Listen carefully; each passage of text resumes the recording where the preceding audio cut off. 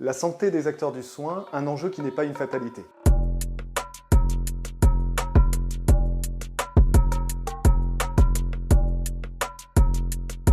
En France, un quart des actifs sont en situation d'usure professionnelle. Parmi eux, 10% présentent des situations de burn-out. Un des constats que nous réalisons chez Reliance depuis quelques années, c'est une augmentation notable des absences pour raisons de santé associées à la maladie. Entre 2021 et 2023, c'est une augmentation de 37% des situations d'arrêt long, on parle de plus de 180 jours, associées en particulier à des situations de mal-être au travail. Une réalité qui nous occupe, et d'autant plus les personnels féminins, qui sont 2 fois plus concernés par des situations de burn-out en France que les hommes. Si on parle un peu plus des acteurs du soin, aujourd'hui en France, on constate dans une étude relativement récente, 2024, que un médecin en formation sur 2 va présenter une situation d'anxiété dans le cadre de son cursus. 1 sur 5 mettra en évidence des syndromes dépressifs. Dans 84% des cas, nous pourrions préalablement identifier des personnes en souffrance. Qu'est-ce qui conduit finalement aujourd'hui à une aggravation de ces phénomènes? Plusieurs éléments sont d'évidence. Le premier, les contraintes budgétaires qui pèsent aujourd'hui sur les établissements. Le second,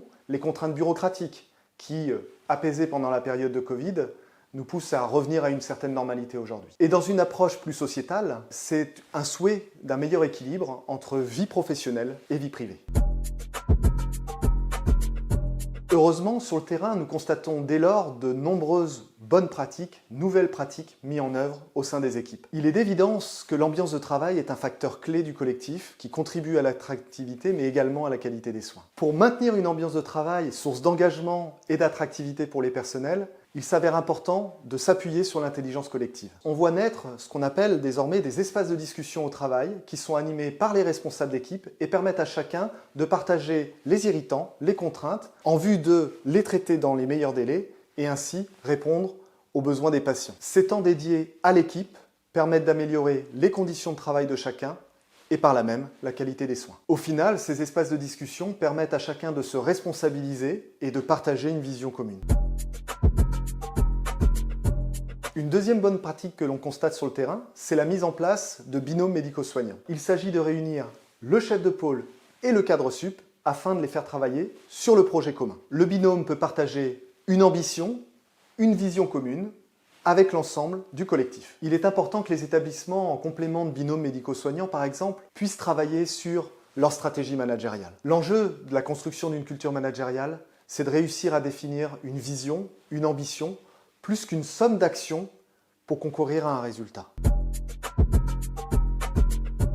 Si nous avons évoqué la possibilité de détecter au plus tôt, en amont, les situations de burn-out, pourquoi ne pas le déployer? Désormais, des solutions existent pour permettre à chacun d'évaluer son niveau d'usure professionnelle et ainsi prendre conscience des axes sur lesquels il est susceptible de pouvoir travailler pour améliorer sa qualité de vie au travail.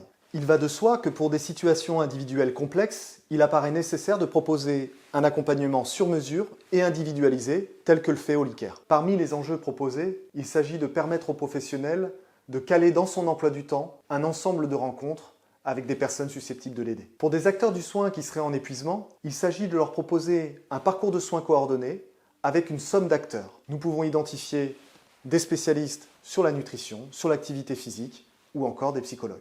Chez Reliance, nous sommes convaincus que veiller à la santé des soignants, c'est garantir une qualité de soins.